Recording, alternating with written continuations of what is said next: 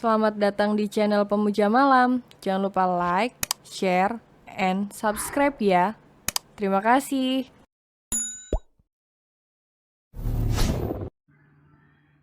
Chapter 4.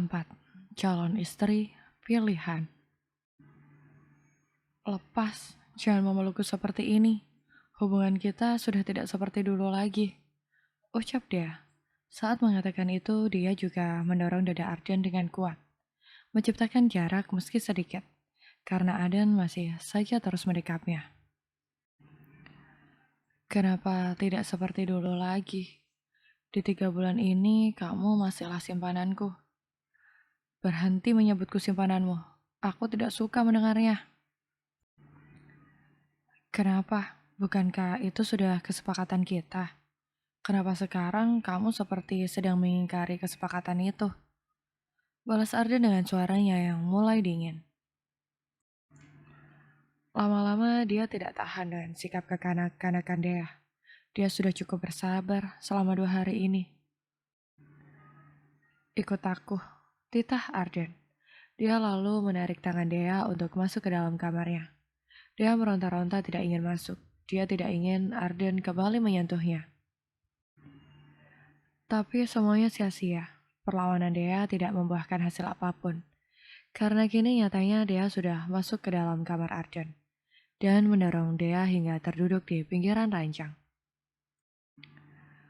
Arden kemudian menuju meja kerjanya dan mengambil sebuah berkas. Entah apa, tapi dia terus memperhatikan dengan jantungnya yang bergemuruh takut.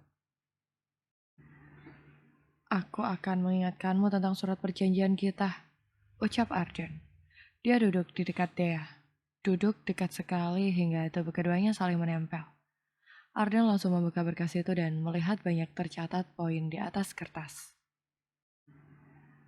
Kita menjadi partner dalam kurun waktu yang tidak tertentu. Tapi keputusan untuk mengakhiri hanya aku yang boleh melakukan. Selama menjadi simpananku, kamu bukan hanya mengurus masalah ranjang, tapi juga semua kebutuhanku yang lain. Aku tidak akan menyentuhmu tanpa izin. Jangan bicara dengan suara yang keras padaku. Selalu tidur bersama meski tidak melakukan hubungan badan. Arden terus membaca surat itu sampai tiba di poin terakhir. Kalau kamu tetap mau berpisah tanpa persetujuan dariku, maka kembalikan semua aset yang sudah kau beri. Tetap tinggal bersamaku selama 3 bulan untuk memastikan kamu hamil atau tidak. 3 bulan itu kamu masih simpananku, jadi tetap lakukan tugasmu dengan baik. Selama 3 bulan itu, aku tidak akan menyentuhmu. Kesal Arden. Dia menutup berkas itu dengan kuat. Aku sudah melakukan semuanya sesuai porsiku. Tapi apa yang kamu lakukan? Dia tersentak. Dia menunduk. Kamu meminta pisah, aku turuti. Kamu pindah kamar, aku tidak marah. Bahkan tadi pagi kamu tidak menyiapkan sarapan untukku. Aku masih coba mengerti. Tapi apa yang kamu lakukan saat siang? Mencoba kabur. Astaga deh, apa selama ini aku menyiksamu? Dia hanya bisa menangis. Dia merabat kedua tangannya kuat. Dia akui memang dia yang salah karena dia sudah beraninya melibatkan perasaan di dalam hubungan ini. Sebuah rasa yang seharusnya tidak pernah ada. Dengar ucapanku ini baik-baik deh. Aku tidak pernah menginginkan hubungan ini berakhir. Terlepas bagaimana hubungan kita terjalin, aku ingin kita tetap bersama. Tapi lain cerita kalau kamu sudah menikah, Ar. Aku tidak mau jadi orang ketiga. Kita bisa bersama seperti ini karena kita masih sendiri-sendiri. Dia mengumpulkan semua keberanian untuk buka suara. Kamu paling tahu kenapa aku harus menikah dengan wanita pilihan mama. Untuk memenuhi janjiku pada mendiang papa. Kalau begitu lepaskan aku. Setidaknya selama kamu menikah, kita tidak memiliki hubungan. Bagaimana nanti biar takdir yang tentukan. Itu tidak akan aku lakukan. Itulah egoisnya kamu. Sekarang aku tanya, kalaupun kamu tidak jadi menikah dengan wanita itu, Apa hubungan kita selamanya akan seperti ini? Tanya Dea. Dea mulai menghapus air matanya sendiri, menatap Arden dengan tatapan yang lebih pasti. Aku juga ingin kebebasan, Ar. Tidak selamanya aku terikat oleh kamu. Aku ingin memulai hidupku sendiri, menjalin hubungan yang lebih serius. Aku juga ingin menikah dan ingin memiliki anak. Apa kamu tidak mengerti itu? Mulut dia seketika berhenti berucap saat Arden dengan cepat menarik tengkuk dan mencium bibirnya. Ciuman kasar yang seolah memaksa dia untuk membuka mulut. Ucapan dia selalu mampu membuat Arden marah. Tidak ingin banyak berkata, Arden memilih langsung membuka mulut dia.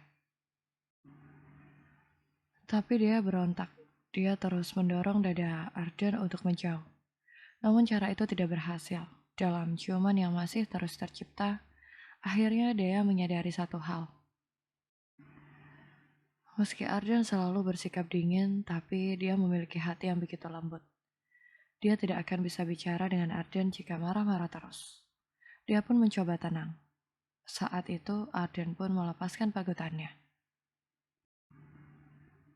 Beri aku waktu deh, pernikahan itu tidak akan pernah terjadi.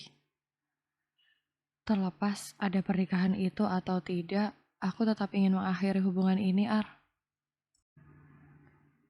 Kenapa kamu begini? Bukankah masalah kita hanya tentang pernikahan sialan itu? Entahlah, semenjak kita bertengkar, aku jadi banyak berpikir. Kita sudah terlalu lama bermain-main. Aku ingin mengakhirinya. Benarkah kamu ingin pergi dariku, deh? Dia mengangguk lemah. Dia menurunkan pandangannya, tidak menatap kedua mata Arjun. Sementara mereka bicara dengan jarak yang sangat dekat sekali. Arden sudah membawa dia ke atas pangkuannya, dan kening mereka saling bertemu. Tidak inginkah kamu menikah denganku, deh? Tanya Arden lagi. Dia semakin memeluk erat tubuh dia. Tidak bisa dipungkiri oleh Arden jika dia hanya menginginkan dia. Arden tidak rela dia dimiliki pria lain. Menyadari itu, Arden cukup tahu jika dia mencintai dia. Aku terlanjur mencintai kamu, deh. Aku tidak ingin kita berpisah. Kamu bukan simpananku. Sekarang kamu adalah kekasihku. Calon istri pilihanku. Bisakah aku mempercayai kamu, Ar? Kita sangat jauh berbeda. Dulu aku hanya salah satu karyawanmu. Lalu entah bagaimana jadi begini. Ini namanya takdir. Dari semua wanita dan pria yang pernah kita temui, akhirnya kita melewati malam terindah untuk pertama kali. Dia tersenyum kecil, mengingat percintaan pertama mereka. Hanya dua orang amatir yang sedang diselimuti gairah. Sore itu mereka bersepakat untuk merobek surat perjanjian mereka. Memulai hubungan baru tanpa terikat dengan banyak peraturan. Arden juga meminta waktu untuk menyelesaikan ini semua. Mereka berdua harus berusaha untuk mendapatkan restu Silvana. Dan dia coba percaya, sekali lagi dia menggantungkan hidupnya pada Arden. Setelah berbaikan, dia mulai bersikap seperti biasa, seperti beberapa hari lalu sebelum mereka bertengkar. Sehabis mandi sore, dia langsung berkutat di dapur dan langsung menyiapkan sajian untuk makan malam. Arden tidak suka dengan daging dan ikan. Dia malah lebih memilih sayur. Sekali masak dan langsung habis. Seperti itu saja, Arden sudah senang sekali. Sambil memasak, sesekali dia bersenandung menyanyikan lagu cinta. Lagu khas orang-orang yang sedang dimabuk asmara. Seperti dia saat ini. Siapa yang tidak bahagia ketika orang yang kita cintai mengatakan tentang pernikahan? Bahkan ternyata cintanya pun berbalas. Padahal selama ini dia merasa hanya dia yang mencintai.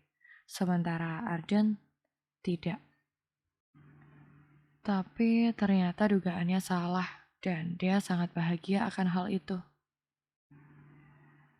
Masih menunggu masakannya matang, tiba-tiba Arden menghampiri.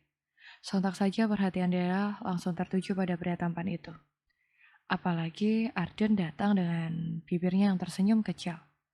Manis sekali. Aku rindu aroma masakanmu, ucap Arden. Dia memeluk Dea erat dari arah belakang. Bulu-bulu halus di dagu Arden membuat Dea merasa geli ketika dagu itu menyentuh pundaknya yang terbuka. Padahal baru 2 hari aku tidak masak. Tapi rasanya sudah seperti 1 tahun. Dia mencebik. Ucapan Arden itu ketara sekali merayunya. Dia lantas mematikan kompor dan memindahkan sayur di piring saji. Sementara Arden tetap memeluk dia dan mengikuti kemanapun pergerakan Dea. Ini sudah matang. Ayo kita makan dulu. Ajak Dea. Dia berbalik dan menghadap Arden, menggantungkan kedua tangannya di pundak sang kekasih. Dea dan Arden saling tatap. Aku bukan hanya rindu masakanmu. Lalu, aku juga rindu percian kita di dapur. Dia tidak bisa menjawab, karena sepenggal kalimat itu sudah mampu membuat darahnya mendidih. Belum lagi saat Arden mulai mengikis jarak dan memagut bibirnya mesra. Aku tidak pakai KB, ucap dia di antara suaranya yang memburu. Kenapa masih membicarakan itu? Kehadiran anak akan semakin membuat hubungan kita kuat, sayang. Jawab Arden. Semua ucapannya selalu saja terdengar manis di telinga Dea, membuatnya semakin banyak menaruhkan harapan. Arden memeluk tubuh Dea erat. Dia sangat berharap benihnya kali ini bisa tumbuh menjadi janin. Sebuah kehidupan yang akan menyatukan dia dan Dea, menjadi pengikat untuk selama-lamanya. Setelah panas itu, akhirnya mereka makan malam bersama. Arden mengatakan jika besok dia akan menemui Silvana dan mengatakan hubungan mereka. Dia mengiyakan, dia akan menunggu bagaimana nanti akhirnya. Meski dia sangat yakin pasti Silvana akan tetap menolak hubungan mereka dan memaksa Arden menikahi Mona. Tapi kali ini dia coba percaya bahwa Arden akan berusaha lebih keras. Bersambung.